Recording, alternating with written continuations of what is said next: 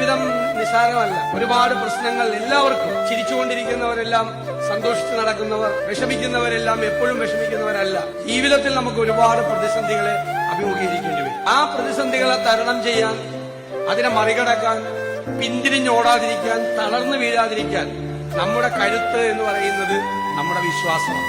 അവൻ നമ്മുടെ കൂടെയുണ്ട്. എന്റെ വലതുഭാഗത്ത് അവൻ എന്റെ കൂടെയുണ്ട്.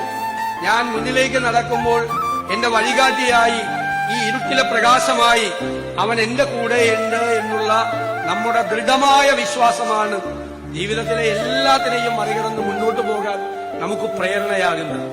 ശിഷ്യനായിരുന്ന സെയിന്റ് തോമസിന്റെ ഏറ്റവും ശ്രദ്ധേയമായൊരു വാക്കുണ്ട്.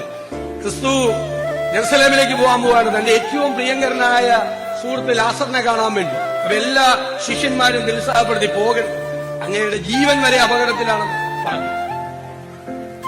അപ്പോ ഒരാൾ മാത്രം, സെയിന്റ് തോമസ് മാത്രം പറഞ്ഞു, we may go, we may die with him. നമ്മൾ അദ്ദേഹത്തിന്റെ കൂടെ മരിപ്പാനായി അദ്ദേഹത്തിന്റെ കൂടെ പോവാന്ന പറഞ്ഞു. അതാണ് യാത്ര. വിശ്വാസത്തിന്റെ തീഷ്ണതയാണ്.